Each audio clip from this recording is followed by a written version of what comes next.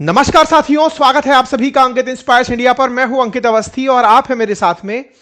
कल Islamabad talk fail हो जाने के बाद अमेरिकी प्रतिक्रिया जानने और अमेरिकी प्रतिक्रिया के बाद ईरान का वे अहेड जानने और उन सब का परिणाम भारत पर जानने के लिए साथियों, जैसा कि आप सभी जानते हैं कि स्ट्रेट ऑफ हॉर्मुज को खुलवाने को लेकर अमेरिका ने ईरान के साथ पाकिस्तान की राजधानी इस्लामाबाद के अंदर एक मीटिंग रखी थी।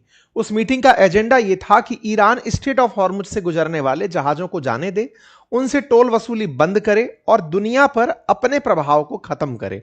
ईरान ने यह सब इसलिए किया कि आप हम पर हमला किए जा रहे हो और हम पर हमला जब तक नहीं रुकेगा, हमारी कुछ शर्तें हैं, जब तक वो अमेरिका नहीं मान लेगा तब तक हम स्ट्रेट ऑफ हॉर्मुज नहीं खोलेंगे। कुल मिलाकर अमेरिका और ईरान लड़ रहे हैं और दुनिया उसकी वजह से पीड़ित हो रही है। और ऐसे में स्ट्रेट ऑफ हॉर्मुज को ना खोलने की जो ईरान की जिद है, उसमें अब एक स्टेप और ऐड हो गया है। और स्टेप ऐड यह हुआ है कि आज शाम 7:30 बजे से जिस तरह से स्ट्रेट ऑफ हॉर्मुज को ईरान ने अपने कंट्रोल में लिया हुआ है कि निकलोगे तो टोल देकर, उसके आगे अब नया टोल लगा दिया है अमेरिका ने। अमेरिका का कहना है कि यदि किसी ने ईरान को टोल दिया तो अमेरिका उसके जहाजों को आगे नहीं जाने देगा। और अमेरिका ने इस जगह पर यानी स्ट्रेट ऑफ हॉर्मुज से अरब खाड़ी सागर की तरफ अगर आप आते हैं तो गल्फ ऑफ ओमान में अपने जहाज लाकर खड़े कर दिए हैं और कहा है कि यहां पर अगर हमें पता चला कि यह जहाज ईरान को टोल देकर निकला है तो फिर वो हमसे आगे नहीं बढ़ पाएगा। कुल मिलाकर पहले स्ट्रेट ऑफ हॉर्मुज से ईरान पैसे लेकर के इन खाड़ी देशों के साथ निकल रहे तेल को आने तो देता था। अब लेकिन अमेरिका ने कहा है कि ना तो ईरान का तेल जाएगा, ना टोल वाला तेल जाएगा और कंप्लीट ब्लॉकेड। जब किसी का नहीं बिकेगा तो तुम्हारा भी नहीं बिकेगा। और ऐसा कहते हुए आज अमेरिकी सेना शाम 7:30 बजे बाद पूरी तरह स्ट्रेट ऑफ हॉर्मुज को बंद करके बैठ जाएगी। मतलब समझिए कि अब पूरी दुनिया की अर्थव्यवस्था अमेरिका और ईरान के कब्जे में चली गई। दुनिया की 20% ऑयल सप्लाई को करने वाला स्ट्रेट ऑफ हॉर्मुज पहले ईरान के हाथ में था, अब अमेरिका के हाथ में हो गया और दोनों मिलकर के इस जगह पर पाबंदी लगाकर बैठ गए। ये बिल्कुल चुंगी वसूलने जैसा सिस्टम है, लेकिन अमेरिका इस बार अपने आप को बढ़ा दिखाते हुए चुंगी नहीं वसूल रहा है। कह रहा है कि अगर ईरान रोकता है तो हम भी रोकेंगे। और ऐसा कहते हुए ईरान पर मैक्सिमम प्रेशर स्ट्रेटेजी अपनाई जा रही है। यह बिल्कुल वैसे ही है जैसे कभी वेनेजुएला पर मादुरो के शासनकाल में अपनाई गई थी, जब अमेरिका ने वहां से गुजरने वाले सभी जहाजों को अपनी तरफ से रोकना शुरू कर दिया था। तो कुल मिलाकर अब अमेरिका का स्ट्रेट ऑफ हॉर्मुज को लेकर ब्लॉकेड शुरू होने जा रहा है। आज शाम 7:30 बजे के बाद में अब इस जगह से कोई भी शायद तेल का जहाज ना निकले। फिलहाल के लिए अमेरिका ने जैसे ईरान को कहा हुआ था कि तुम अपने तेल को बेच सकते हो, जो समुद्र में पहले से पड़ा हुआ तेल है उसे दुनिया के देश खरीद सकते हैं, ईरान पर लगे हुए प्रतिबंध जो हटे हुए थे अब वो तेल भी मार्केट में आना बंद हो जाएगा। ना तो स्ट्रेट ऑफ हॉर्मुज से अब बाकी खाड़ी देशों का तेल पार हो पाएगा और ना ही ईरान का जो तेल अपना निकल करके इस रास्ते से होकर आ रहा था वो अमेरिकी प्रभाव में यहां से बाहर निकल पाएगा। कुल मिलाकर के इस्लामाबाद टॉक फेल होने के बाद अमेरिका ने दुनिया के सामने ईरान का पॉइंट लाकर रख दिया। कल ही मैंने आपको यह जानकारी दी थी कि जब जेडी वैंस यहां आए थे तब उन्होंने बातचीत रखी थी और बातचीत के बाद उन्होंने एक ही बात बोली कि हमने ईरान को कहा कि वो न्यूक्लियर वेपन की हट छोड़ दे, हम रास्ता खोल देंगे, हम आपके ऊपर से चीजें हटा देंगे। लेकिन ईरान आत्मरक्षा का हवाला देते हुए न्यूक्लियर वेपन बनाने पर अड़ा रहा और उसने हमसे किसी भी प्रकार का एग्रीमेंट करने से इनकार कर दिया है। और इसी क्रम में हम आगे की राह में अब और स्ट्रिक्ट कदम उठाने जा रहे हैं। तो ईरान क्या करेगा आज के सेशन में जिक्र करेंगे, अमेरिका इससे आगे और कहां तक जाएगा जिक्र करेंगे, वैश्विक बाजार पर इसका क्या असर पड़ेगा इसका भी हम जिक्र करेंगे, क्योंकि अल्टीमेटली ये सारी बातें आप और हमको बहुत ज्यादा प्रभावित करने वाली हैं। और हो सकता है कि जैसे ही अमेरिका ब्लॉकेड लगाए, ईरान उन पर गोले दागे और गोले दागने के बाद में फिर से जो थोड़े दिन की सीज फायर थी वो फिर से और तेजी से होने लगे। मेरे प्यारे साथियों, एक बार के लिए फिर से मैं आपको याद दिला दूं कि स्ट्रेट ऑफ हॉर्मुज से होकर प्रतिदिन 20 मिलियन बैरल तेल निकलता है और 290 मिलियन क्यूबिक मीटर एलएनजी पास होकर जाती है। यहां से पार होते हुए अब इस रास्ते को अवरुद्ध करने की तैयारी है। इस तरह से समझिए कि स्ट्रेट ऑफ हॉर्मुज से 30% जो ऑयल ट्रेड होता है दुनिया का वो हो रहा है और 20% जो ग्लोबल एलएनजी सप्लाई का ट्रेड है वो यहां से होकर निकलता है। अब अगर यहां पर दो टोल नाके लग जाएंगे तो वो पूरी तरह से बाधित होने लगेगा, क्योंकि ये पूरे जहाज इस जगह से पहले ही नहीं निकल पा रहे थे। अब अमेरिका ने रहा सहा लॉक अपना वाला यहां पर टिका दिया है। एक ही लाइन में अगर कहा जाए तो अब दुनिया के व्यापार पर कंट्रोल स्थापित अमेरिका ने पूरी तरह कर लिया है, क्योंकि ईरान ने इसे अपनी एज ए सेफ्टी यूज किया कि हम पर हमले नहीं होंगे अगर हमने स्ट्रेट ऑफ हॉर्मुज का पॉइंट मानकर चला। लेकिन अमेरिका ने इसे एक अपॉर्चुनिटी मान लिया है और अमेरिका ने इसे ब्लॉक करके अपने यहां की तेल कंपनियों को कहा है कि वो ज्यादा से ज्यादा तेल बाहर निकालें और ज्यादा से ज्यादा दुनिया को तेल बेचें। विश्व में अगर स्ट्रेट ऑफ हॉर्मुज से 30% तक दुनिया की आवश्यकता का तेल नहीं आ रहा है तो इससे समझना बहुत आसान है कि निश्चित ही तेल की कीमतें अब आसमान चढ़ेंगी। अमेरिका अपने युद्ध के सभी खर्चों को अपनी तेल कंपनियों का तेल बेचकर निश्चित ही भुगतान उसका सुनिश्चित कर लेगा। कुल मिलाकर आज दुनिया में जिस प्रकार के हालात हैं वो हालात सी ट्रेड पर वापस वैसे ही आ गए जैसे कभी आपने अगर सुना हो तो जब हम चर्चा करते थे कि भारत गुलाम कैसे बना, ब्रिटिश उपनिवेश हम तक कैसे आए, तो हम कहते थे कि जिसके पास समुद्री ताकत बहुत ज्यादा थी वो हमारे आपर के कंट्रोल कर गया था। आज अमेरिका अपने सारे जंगी जहाजों को लेकर यहां पर कंट्रोल करने के लिए पहुंच रहा है। ये पूरे की पूरे वीडियोस जो आप देख रहे हैं ये एआई जनित वीडियोस हैं। ये एआई जनित वीडियोस हमने अपनी क्लासेस में बनाने सिखाए हैं, जो हम एआई के कोर्सेज लेकर आते हैं वहां से ही ये वीडियो जनरेट करके हमने आपको समझाने के पर्सपेक्टिव से लिए हैं। साथियों, एक चीज यहां पर ऑब्जर्व करने की थी कि ये पूरी लड़ाई एक खास स्ट्रेट के चलते हो रही है। क्या आपने कभी विचार किया है कि ऐसे ही दुनिया की बहुत सी स्ट्रेट हैं, फिर चाहे स्वेज कैनाल हो, जिब्राल्टर स्ट्रेट हो, मलक्का स्ट्रेट हो, इन सब पर अगर कोई ना कोई कंट्रोल करके बैठ जाए तो दुनिया के ट्रेड का क्या होगा? अगर आप इस बात को सीखना चाहते हैं तो मैंने इस रविवार एक फ्री मास्टर क्लास रखी है समझाने के लिए कि आफ्टर ऑल ये दुनिया भर की जो जंग चल रही हैं ये लड़ी मैप पर ही जा रही हैं। यानी कि अगर आपको ज्योग्राफी समझ में आती है तो आपको युद्ध समझ में आ जाएंगे। इसी को समझाने के लिए हमने इस बार इस रविवार एक आपके लिए बेहतरीन क्लास रखी है, फ्री ऑफ कॉस्ट क्लास है। अगर आप इसे ज्वाइन करना चाहते हैं तो अपना इंटरेस्ट कमेंट बॉक्स के अंदर एक लिंक दिया हुआ है, वहां पर जाकर शो कर दें। वहां पर आपके लिए एक ज्वाइन कम्युनिटी का ऑप्शन दिया हुआ है, आप वहां जाकर हमारी व्हाट्सएप कम्युनिटी ज्वाइन कर लें ताकि आपको इस रविवार सुबह 11 बजे होने वाली क्लास का लिंक मिल जाए और आप उसे अच्छे से ज्वाइन कर पाएं। ठीक है, आइए साथियों, तो कुल मिलाकर के आप हमारी क्लास के माध्यम से मैप पर हो रहे वॉर को समझ पाएंगे, क्योंकि अल्टीमेटली ये कहानी पूरी तरफ से दुनिया में इसी चीज की टिक रही है। आपको याद है आज जिब्राल्टर स्ट्रेट जिससे मेडिटेरेनियन सी को जोड़कर अटलांटिक सी से बैठा हुआ है उसको यूके कंट्रोल करता है। इजिप्ट रेड सी के साथ कनेक्ट करते हुए मेडिटेरेनियन सी को कनेक्ट करता है अपनी स्वेज कैनाल के थ्रू। इस तरह के जो कंट्रोल चौक पॉइंट्स हैं, सोचिए कि केवल इतना सा जगह पकड़कर कोई दुनिया का पूरा व्यापार अगर ठप कर दे तो क्या वास्तविकता में आवश्यकता नहीं है कि इन सभी जगहों को खोलने चाहिए? आप सोचिए कि स्ट्रेट ऑफ हॉर्मुज में कासिम आइलैंड जो है उसे और दूसरा एक लारक आइलैंड है, कासिम और लारेक आइलैंड को ईरान ने अपने लिए टोल वसूली आइलैंड बनाया हुआ है कि यदि यहां से निकलोगे टोल देकर जाओगे, आउटबाउंड जाओगे टोल देकर जाओगे। इन दोनों आइलैंड्स को स्ट्रेट ऑफ हॉर्मुज के बीच में इस तरह से प्लेस किया हुआ है कि आप यहां से आप टोल देकर जाएंगे। अमेरिका कह रहा है कि मैं इसके बाहर की तरफ टोल लगा के बैठ जाऊंगा। तो लोगों ने कहा कि फिर तो थोड़ी देर बाद पाकिस्तान को भी टोल लगा लेना चाहिए, भारत को भी टोल लगा लेना चाहिए कि साहब हम तो यहां से जहाज। तो लोगों का कहना है कि अगर अमेरिका ऐसे टोल लगाकर बैठ रहा है तो फिर यूरोपियन यूनियन यहां लगा ले, चाइना यहां लगा ले, पाकिस्तान यहां लगा ले, भारत यहां लगा ले। चल क्या रहा है? वैश्विक बाजार को बंधक बनाने की तैयारी अमेरिका कर रहा है। लेकिन हां, एक बात यहां पर निश्चित ही डिस्कशन की है और वो ये कि अमेरिका इस पूरी कहानी में एक एज ले गया है, एक बढ़त बना गया है। बढ़त क्या कि इस्लामाबाद टॉक करके अमेरिका ने दुनिया को यह दिखा दिया कि देखो मैं युद्ध शांति का प्रयास कर रहा था, मैंने अपना उपराष्ट्रपति भेजा भी था, मैंने खुलवाने की राह में उनसे यही कहा कि आप न्यूक्लियर बॉम्ब बनाने की जिद छोड़ दो, मैं आपके लिए बाकी काम कर दूंगा। ईरान ने न्यूक्लियर बॉम्ब बनाने की जिद में स्ट्रेट ऑफ हॉर्मुज को बंद रखने का निर्णय लिया। स्ट्रेट ऑफ हॉर्मुज बंद करके वो अमेरिका को नुकसान पहुंचा ही नहीं रहा है, वो असल में विश्व को नुकसान पहुंचा रहा है। अमेरिका दुनिया को यह संदेश देने में कामयाब हुआ कि ईरान की जिद है न्यूक्लियर बॉम्ब बनाना, नंबर एक। नंबर दूसरा, उस न्यूक्लियर बॉम्ब बनाने की जिद के चलते इसने पूरी दुनिया को अपना बंधक बना लिया है। अमेरिका ने बंधक नहीं बनाया, बोले ईरान ने बंधक बनाया है। उसने खाड़ी देशों से आते हुए तेल को रोका है।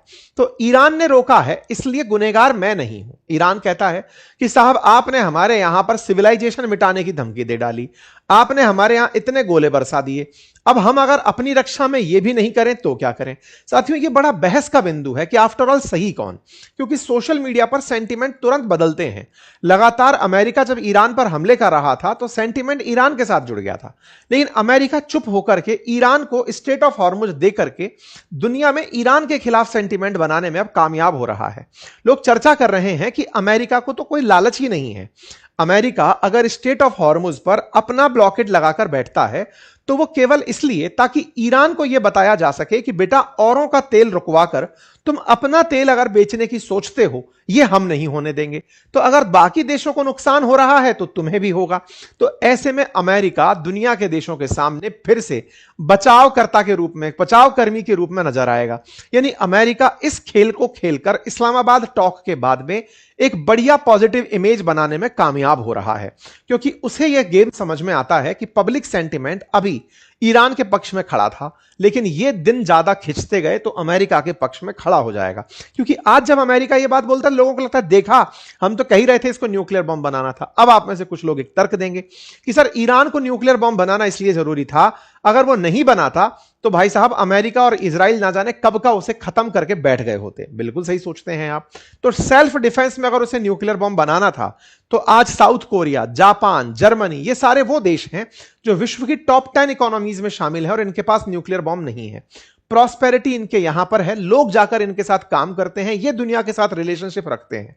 यदि आपको डंडे की चाह नहीं है तो प्रॉस्पेरिटी अगर आप चाहते तो आज ईरान भी उतना ही प्रॉस्पेरस होता जैसे सऊदी अरब है, बहरेन है, कतर है, ओमान है। इन देशों की तरह ईरान के भी अपनी प्रॉस्पेरिटी के आयाम होते और लोग वहां पर जॉब करने के लिए और वैश्विक तरीके से कंपनियां वहां पर आ रही होती। लेकिन अपनी आत्मरक्षा, अब आत्मरक्षा क्यों? क्योंकि ईरान एनी टाइम फिलिस्तीन के समर्थक के नाते अमेरिका से झगड़ता रहा। किस बात पर? कि अमेरिका मुर्दाबाद, इजराइल मुर्दाबाद, कि इन्होंने फिलिस्तीन को हटा करके इजराइल बसा दिया। तो भाई मेरे, बाकी और देश भी यहां पर खड़े हुए हैं, जीसीसी कंट्रीज, उन्होंने भी विरोध किया, लेकिन तुम्हारी तरह आतंक नहीं फैलाया। तुमने आतंक फैलाया तो तुम्हें पनिशमेंट के रूप में अमेरिका और इजराइल मिला। अब तुमको सेल्फ डिफेंस में न्यूक्लियर बॉम्ब इसलिए चाहिए, और उनका डरना भी लाजमी है कि जब तुम्हारे पास न्यूक्लियर बॉम्ब नहीं है तो तुमने 40 दिन तक हालत खराब कर दी। तुम्हारे पास न्यूक्लियर बॉम्ब होता तो शायद तुम इजराइल को आधा दिन नहीं छोड़ते, तुम उसे ना जाने कब का नुकसान पहुंचा चुके होते। तो ये असल में कौन ज्यादा सही पर ज्यादा टिक गई है बात ला करके, गलत दोनों ही तरफ के लोग हैं। अब कौन ज्यादा सही है तो आपको डिसाइड करना है। कुल मिलाकर के अब स्थिति यह है कि अमेरिका ने ईरान को सबक सिखाने के लिए कि दुनिया का तेल रोककर अगर तुम्हें लगता है कि तुम अपना तेल बेच पाओ, आप में से कुछ लोगों के दिमाग में एक सवाल आएगा कि सर इसका मतलब तो इंडिया का जो जहाज यहां से निकल रहा था, चाइना का जो जहाज निकल रहा था, अब अमेरिका उन्हें नहीं निकलने देगा। बिल्कुल उन्हें नहीं निकलने देगा, क्योंकि उसका यही तो कहना है कि 5-7 जहाज पर डे निकल रहे हैं, जहां सैकड़ों जहाज पर डे निकलते थे। उससे कौन सा दुनिया की मंदी कम हो रही है? कुछ जरूरतें पूरी हो रही हैं। जब तक इसको हम ये रियलाइज नहीं कराएंगे कि तुम्हारा तेल यहां से नहीं निकल पाएगा, तुम मार्केट को नहीं खुलने दोगे और मैं उसको खुलवाकर मानूंगा, अब चाहे तुमको मुझे भूखा मारना पड़े। तो अमेरिका ने अब वो स्ट्रेट कदम उठाते हुए इनके ऊपर ये पाबंदी डाल दी है। आज शाम 7:30 बजे से पूरी कहानी कर दी है। ट्रंप ने इस बात को पब्लिकली टीवी पर आकर के अनाउंस कर दिया कि भाई हम उन्हें ना तो न्यूक्लियर बॉम्ब रखने देंगे और ना ही स्टेट ऑफ हॉर्मुज को कब्जे में रखने देंगे। अगर उन्हें लगता है कि वो ऐसा कर सकते हैं तो आओ, दो दो हाथ कर लेते हैं। हमने अपनी सेना यहां पर तैनात कर दी है, अगर आपको जरूरत हमको लगेगी तो हम करेंगे। इनसे पूछा गया कि सर उसको पता चला है अमेरिका के इंटेलिजेंस को खबर लगी कि चाइना ईरान को वेपन बेच रहा है। असल में हुआ यह ना कि थोड़े दिन पहले F-15 जो फाइटर जेट गिर गया था अमेरिका का ईरान में, जिसके 2 पायलट्स की वजह से काफी माहौल बना था। चर्चा होने लगी थी कि अमेरिका के खिलाफ चाइना वालों ने ईरान को वेपन दिए हुए हैं। हो सकता है HQ-9B जो पाकिस्तान के पास था वो ईरान को भी चाइना वालों ने बेचा होगा। अमेरिका ने इस बात का एक गैस वर्क किया, और गैस वर्क यह किया कि जो भी देश ईरान को वेपन देगा उस पर 50% टैरिफ लगाऊंगा। इस पर चाइना बाहर निकल कर आ गया कि आप हमें जबरदस्ती क्यों धमका रहे हैं। बोले ये वो वाली बात हो गई, चोर की दाढ़ी में तिनका। इसका मतलब तुम ही दे रहे थे और तुम्हें सतर्क होने की जरूरत है। ट्रंप से ये पत्रकारों ने सवाल पूछा कि साहब अगर चाइना उसको ऐसा करके दे रहा होगा तो क्या आप उस पर पाबंदी लगाएंगे? उन्होंने कहा अगर चाइना ऐसा कर रहा होगा तो हम उस पर निश्चित ही पाबंदी लगाएंगे, 50% तक टैरिफ लगाएंगे अगर चाइना ने ईरान को अपनी तरफ से कुछ भी वेपन सिस्टम बेचे। तो क्या चाइना का ही HQ-9 था? बोले नहीं साहब, वो मैन पैड भी बेच रहा है, यानी कि कंधे पर रखकर चलाया जाने वाले जो इस तरह के लॉन्चर्स हैं वो भी बेच रहा है। तो बोले इस तरह से अगर चाइना को रोका नहीं गया तो इस युद्ध में इनडायरेक्टली चाइना वही भूमिका निभा जाएगा जो कभी विश्व युद्ध के अंदर अमेरिका ने निभाई थी। बोले मैं वो नहीं होने दूंगा। तो कुल मिलाकर चाइना को कंट्रोल करने के लिए ट्रंप ने धमकी भरा संदेश दे दिया है 50% टैरिफ का, बकायदा ऑन पब्लिक बोल दिया है कि मैं ऐसा नहीं होने दूंगा, अगर हुआ तो 50% टैरिफ लगाऊंगा। ऐसे में अमेरिका के पास अब स्थिति क्या है? स्थिति यह है कि इसने ईरान की नेवी को भरपूर नुकसान पहुंचा दिया है। अब इसके तेल को, चाहे वो बंदर खुमैनी, खार्क, बंदर अब्बास, जास्क टर्मिनल, जहां से भी आता हो, इन तेल को भी अब एक्सपोर्ट करने से रोक देगा। अगर ऐसा रुकता है तो निश्चित ही ईरान को इस ब्लॉकेड का नुकसान होगा, और नुकसान होगा तो इसकी वजह से हो सकता है जल्दी ही ईरान बैकफुट पर चला जाए। इस चीज के अंदर अब एक और कहानी, और कहानी यह है कि यहां पर ना स्ट्रेट ऑफ हॉर्मुज में ईरान वालों ने अपनी तरफ से माइंस बिछाई हुई थी, सी माइंस, यानी पानी के अंदर बम डाले हुए थे कि अगर कोई जहाज निकलेगा तो ब्लास्ट हो जाएगा। तो उसकी निगरानी करने के लिए इन्होंने ड्रोन भेजने शुरू कर दिए हैं। सेंटकॉम वालों ने प्रॉपर तरीके से ड्रोन भेजे हैं ये चेक करने के लिए कि यहां पर किसी प्रकार का पानी के अंदर ड्रोन, ऊपर वाला ड्रोन नहीं, सी ड्रोन है ये, कि जाओ और ढूंढो कि कहीं सी माइंस तो नहीं बिछी है। तो सी माइंस के माध्यम से उस जगह को खाली करवाया जा रहा है, सी माइंस हटवाई जा रही हैं। अमेरिका की कुछ तस्वीरें निकल कर आ रही हैं कि यहां पर वो ज्यादा डिफेंस डिपोर्ट कर रहा है, वार प्लेन्स जो है वो मिडिल ईस्ट की तरफ अमेरिकी निकल कर चलने लग रहे हैं। यूके ने अपनी तरफ से कहा है कि वो ब्लॉकेड में तो मदद नहीं करेगा अमेरिका का, लेकिन हां अगर स्ट्रेट ऑफ हॉर्मुज में किसी ने माइंस बिछाई हुई हैं तो मैं स्ट्रेट ऑफ हॉर्मुज के अंदर से माइंस हटवाने में मदद कर सकता हूं। इस तरह के अपडेट निकल कर आए हैं। शुरुआत में जापान ने भी कहा था कि वो माइंस हटवाने में मदद करेगा, लेकिन फिलहाल उसकी भी तरफ से ना है। बात की जाए ईरान की, तो क्या ईरान के पास से अब मतलब ये जो गेम चल रहा था शतरंज का, इसमें ईरान पीछे हट गया है? नहीं, ऐसा नहीं है। ईरान का कहना यह है कि आपको लगता है कि अब हमारी नाकेबंदी करके आप हम पर कंट्रोल स्थापित कर लेंगे। नहीं, हमने पहले भी बहुत कुछ खोया है और अभी आपने हमारे सारे पासे खुलते देखे नहीं। हमारे पास अभी बहुत कुछ है, अमेरिका को अभी देखना बाकी है। हमारी पूरी तरह से तैयारी है, और अगर आप ऐसा करोगे, हमारे बंदरगाहों को रोकोगे, तो हम आपके जो मित्र राष्ट्र हैं इनके बंदरगाहों को नुकसान पहुंचाएंगे। अर्थात ईरान के पास केवल स्ट्रेट ऑफ हॉर्मुज का ही विकल्प नहीं है, ईरान के पास में अभी यूएई, कतर, ओमान, सऊदी, इनके बंदरगाह भी हैं, पोर्ट्स भी हैं। तो धमकी स्वरूप वो उन बंदरगाहों को नुकसान पहुंचाने की धमकी दे चुके हैं। तरीके उनके सिंपल हैं। उनका कहना है if Hormuz blockade happens oil prices want just rise, they will spiral upward in multiple wave. कुछ इस प्रकार से गालिबाफ ने एक इक्वेशन लिखकर बताया कि यदि आप लोग ऐसा करोगे तो दुनिया में तेल की कीमतों में एकदम उछाल देखने को मिलेगा। और आईआरजीसी ने अपने स्तर पर इस स्ट्रेट ऑफ हॉर्मुज की निगरानी करना शुरू कर दिया है। ड्रोन्स उड़ उड़ करके तय कर रहे हैं कि कोई भी जहाज यहां से ना निकले। पूरी तैयारी के साथ ये लोग, अब देखना है कि कौन किसका कंट्रोल करके बैठता है। इस पर बहुत तगड़ा सोशल मीडिया पर मीम्स चल रहे हैं कि अगर आप किसी को खोल नहीं सकते तो उसको टाइटली क्लोज कर दो ताकि कोई और भी ना खोल पाए। ट्रंप के ऊपर तमाम प्रकार की प्रतिक्रियाएं चल रही हैं। कोरोना जैसे हालात की फिर से चर्चाएं चल रही हैं कि ट्रंप को अगर कुछ नहीं मिलता तो ये ट्वीट कर देते हैं, और ऐसे में दुनिया भर में तेल की कीमतें बढ़ाने की इनकी तैयारी चल रही है। हाल ही में ट्रंप ने अपने आप को पोप के समकक्ष दिखाया और ऐसी तस्वीर पोस्ट की जिससे एक अलग बहस छिड़ गई कि यह आदमी इतना आत्ममुग्ध है, इसको अपनी प्रशंसा इतनी प्रिय है कि यह प्रशंसा के नाम पर अपने आप को अब मतलब सुप्रीमेसी में धार्मिक गुरुओं के अंदर भी टॉप के अंदर मानने लगा है। तो इस तरह की सोशल मीडिया पर ट्रंप की आत्ममुग्धता का प्रदर्शन हो रहा है। ट्रंप खुश हैं अपने काम को लेकर, ईरान उन्हें अपने तरीके से लीगो वीडियो बना बनाकर चिढ़ा रहा है। स्ट्रेट ऑफ हॉर्मुज के अब बंद होने पर बात कर लेते हैं असर भारत पर क्या पड़ेगा। निश्चित ही क्रूड की कीमतें बढ़ेंगी तो महंगाई बढ़ेगी, और हमारे यहां पर पिछले दिन, कल भी मैंने आपको बताया था कि फिस्कल मतलब जो करंट अकाउंट डेफिसिट है वो 2% बढ़ा पिछले एक महीने के अंदर। अगर ये हालात बने रहे तो हमारे करंट अकाउंट डेफिसिट होंगे, ज्यादा होंगे, हमारा नुकसान होगा, फिर से वही सारी स्थितियां बनेंगी, बाजार गिरेगा, डॉलर का प्रभाव बढ़ेगा, रुपया कमजोर होगा, सोने की कीमत घटेगी। वो सारे प्रभाव जो बनकर आते हैं बाजार पर वो दिखेंगे। ऐसे में भारत की तरफ से भारत के प्रतिनिधि फिलहाल यूएई गए हुए हैं। भारत के विदेश मंत्री यूएई के अंदर जाकर के वहां पर मुलाकात की, कम्युनिटी बातचीत चली है। देखने के प्रयास है कि कैसे भारत और यूएई मिलकर के इन परिस्थितियों से निपटते हैं। ठीक है, तो उम्मीद है कि यह अपडेट आपको काम का लगा हो। अगर जानकारी पसंद आई हो तो साथियों से साझा करें। चैनल पर नए हैं तो सब्सक्राइब कर लें। और हां, यदि आप चाहते हैं कि आप भी जानें कि अल्टीमेटली दुनिया में किस प्रकार के चोक पॉइंट्स हैं जो युद्ध के लिए जिम्मेदार हैं, आइए उनका डिस्कशन करते हैं इस रविवार फुर्सत से सुबह 11 बजे। इसके लिए लिंक मैंने कमेंट बॉक्स में दिया है। मैप्स जो वॉर के लिए जिम्मेदार हैं उनको सीखने के लिए कम्युनिटी का लिंक कमेंट बॉक्स में है। फ्री मास्टर क्लास रखी है, जाकर आप उसे ज्वाइन कर सकते हैं। धन्यवाद।